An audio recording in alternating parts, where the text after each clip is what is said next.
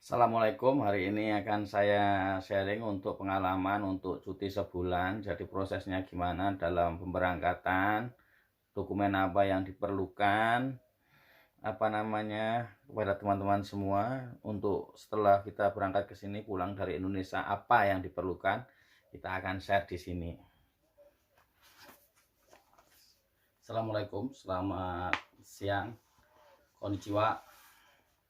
Ini saya masa karantina, jadi saya datang hari Senin kemarin tanggal 26 setelah cuti 1,5 bulan. Jadi saya ingin cerita kepada teman-teman yang ingin mudik, yang dari Jepang ingin mudik ke Indonesia atau yang mau datang ke Jepang. Ini saya akan cerita pengalaman saya tentang kemarin mudik cuti. Jadi banyak yang ini tanya ke saya, itu tesnya gimana, tesnya enaknya di mana. Jadi basa Jawane akeh sing takon nggih. Piye Mas iki pulange iki PCR-nya enaknya di mana? Uangnya kira-kira berapa? Biayanya berapa untuk PCR-nya? Kalau PCR di Jepang biayanya berapa? Itu akan saya jawab di sini. Jadi saya kemarin pulang saya pulang itu tanggal 15 September. Jadi pemerintah Jepang mengeluarkan kebijakan itu per 1 September itu bagi siapa yang mempunyai KTP Jepang, mempunyai Zaryukado itu boleh pulang, boleh balik lagi. Kalau pulang itu sebenarnya boleh, pulang itu boleh, pulang tidak balik lagi, boleh-boleh saja, kapan saja. Tapi untuk yang pulang terus ingin balik lagi, nah di situ ada aturannya. Nah, itu aturannya itu bisa, aturan itu dimulai itu per 1 September. Lanjut dari sebelum pulang itu kamu harus email, harus mendapatkan yang namanya juriso itu dari imigrasi Tokyo, telepon email, nanti di webnya imigrasi Tokyo nyukang, nanti kamu dapat namanya juriso. Nah di situ kamu tinggal email, ngisi kapan kamu berangkat, lewat mana, bandara mana, terus nanti datangnya ke bandara mana, misalkan dari sini Haneda, Narita, nanti di sananya ke Soekarno Hatta, isian itu. Terus tanggal berapa kamu berangkat, terus kapan kamu baliknya dari mana, dari bandara mana, dari Jakarta, misalkan Soekarno Hatta, tanggal berapa sampai sininya itu di bandara mana, datangnya di bandara mana, itu harus diisi lengkap. Mudah, itu nggak sampai sehari selesai. Jadi kita email aja, nanti kita dapat balasan email.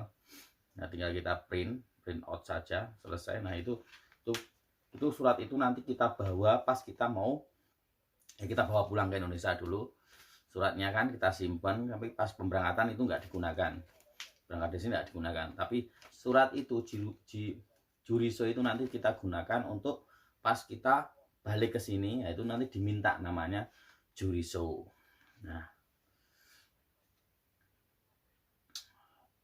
selain juriso, apa yang harus kita syaratnya pulang itu, yaitu kita harus PCR. Nah PCR itu di mana? Nah kalau saya kemarin PCR itu di rumah sakit.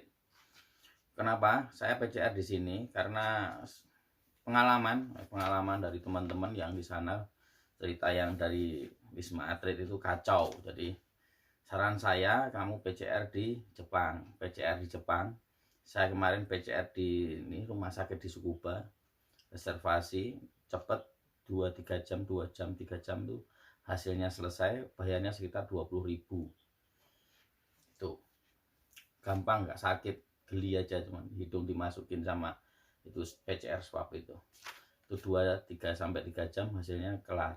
Nah Itu surat kalau dari sini itu berlaku di Indonesia itu selama 7 hari seminggu. Jadi nggak khawatir kamu sebelum berangkat 5 hari lah, 3 hari lah kamu tes, hasilnya keluar kamu berangkat.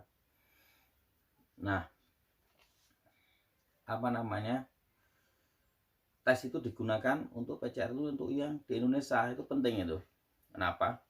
Pengalaman saya sampai bandara itu, nanti kan kita dikumpulkan di Soekarno-Hatta, itu masuk Soekarno-Hatta spread, itu dikumpulkan ke satu lorong kita duduk di situ, dari mana-mana itu, dari pesawat dari mana itu deret gitu, duduk gitu kan, dicek, nanti kita ngisi formulir gitu kan, terus kita ditanya kita sudah ada PCR apa belum. Nah kalau belum, nanti ada beberapa pilihan itu, kita bisa ikut yang pakai Garuda yang di hotel, apa yang ke Wisma Atlet.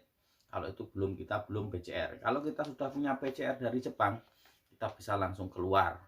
Yang rumah Jakarta bisa langsung pulang ke Jakarta. Yang ada yang jemput langsung keluar bandara, is okay. Nah, saya kemarin PCR dari sini negatif hasilnya kan, jadi saya langsung bisa balik ke Solo. Nah, kenapa saya tidak menyarankan ke Wisma Atlet? Karena yang di Wisma Atlet itu saya dengar ada cewek-cewek dari Semarang itu yang nangis. Banyak pungutan di situ, dibilang gratis tapi banyak sekali pungutan. Itu saya tidak menyalahkan pemerintah, itu mungkin oknum-oknum itu, tapi sangat banyak.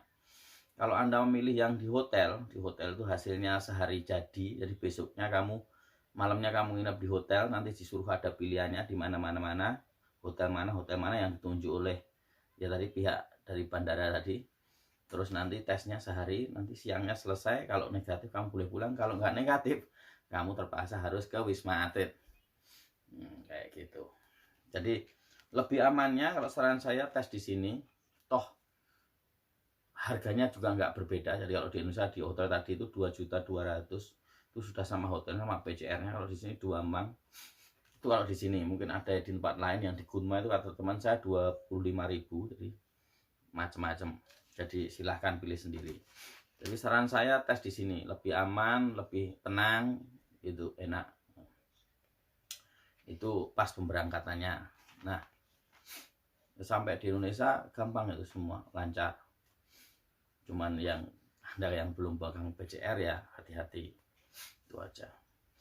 Kalau saran saya tetap di sini, walaupun di sana nanti gratis di Wisma Atlet, itu juga nggak sehari sejadi, kamu 3 hari buang waktu untuk keluarga. Kalau saya bayar 1 juta enak, saya bayar 2 juta tapi saya langsung ketemu keluarga, nggak nyampe 3 hari. Itu saya, saran saya. Dan nggak ribet, kamu ngotong-ngotong koper kemana, kesana kemari, naik bus, nggak efisien. Jadi saran saya tes dari Jepang saja. Nah, kita lanjut untuk setelah itu saya cuti 1,5 bulan kemarin, kebetulan saya berangkat lagi itu tanggal 25 hari Minggu. Nah, saya bawa dokumen yang tadi, yang namanya Juriso tadi, itu penting. Itu saya berangkat dari Solo situ dan bawa PCR. Ya, dari Arohan mau berangkat ke sini harus ada PCR. Nah, PCR itu di rumah sakit saya. Kebetulan saya PCR di rumah sakit Muardi Solo, Dr. Solo. Jadi 1.350.000. Kalau teman saya yang di bawah, apartemen bawah, ada teman satu perusahaan bareng berangkatnya ke sini. Dia di daerah Bandung, dia habis 1.100.000. Jadi harganya beda-beda, tapi ya sekitar 1 jutaan lah untuk. Bahwa PCR itu penting. Jadi kalau nggak PCR, kamu pasti tidak akan berangkat. Nah, tes PCR, setelah itu kamu tadi cuma bawa Juriso tadi kamu bawa ke bandara sama PCR tadi, masuk Jepang lancar. Tapi kalau kamu tidak bawa sekarang, untuk yang sekarang saya kemarin dengar dari pihak bandara, dari imigrasi, jadi dari pihak Garuda, kalau tidak punya Juriso, mungkin yang ini sudah terlanjur di sana dari 6 bulan yang lalu, 5 bulan yang lalu, jadi Anda butuh LOC. LOC itu jadi minta ke kedutaan dulu. Minta ke kedutaan, nanti tanda tangan kedutaan. Nah, pengganti Juriso tadi LOC. Jadi LOC, surat pengantar dari kedutaan tadi. Jadi sebelum berangkat kamu PCR sama LOC kalau kamu tidak punya Juriso. Nah, pas berangkat enak itu. Jadi pas berangkat enak. Tapi Juriso tadi juga tanggalnya harus tepat. Jadi Anda menulis tanggal 25 berangkat ke sini, jadi harus tanggal 25. Kamu tanggal tulis tanggal 20 sementara kamu berangkat tanggal 25, itu pasti ada masalah. Di sininya nggak ada masalah, tapi di Indonesianya masalah, orangnya nggak ada. Itulah birokrasinya agak sulit gitulah. Sampai di sini nanti kamu di Haneda, misalkan di Narita, kamu langsung diarahkan, nanti kamu isi formulir. Jadi harus siap karantina, jadi formulir siap karantina seperti ini. Jadi alurnya nanti dijelaskan di sana. Kamu nanti di bandara akan nerima seperti ini alurnya, dari step-stepnya. Jadi kamu harus kemana, step 1 ke room ini, apa namanya, guidance kayak gitu. Room kedua kamu pengambilan sampel apa namanya, pakai tabung. Terus pengambilan saya pakai tabung dahak itu kan, ludah. Nanti dites, kamu nunggu 2-3 jam, hasilnya akan keluar negatif apa positif. Setelah hasilnya keluar negatif, kamu boleh keluar, tapi harus ada jemputan. Kalau kamu tidak ada jemputan, kamu tidak boleh naik kendaraan umum. Kamu nanti akan dikarantina di hotel. Tidak boleh naik kereta dan sebagainya. Oke?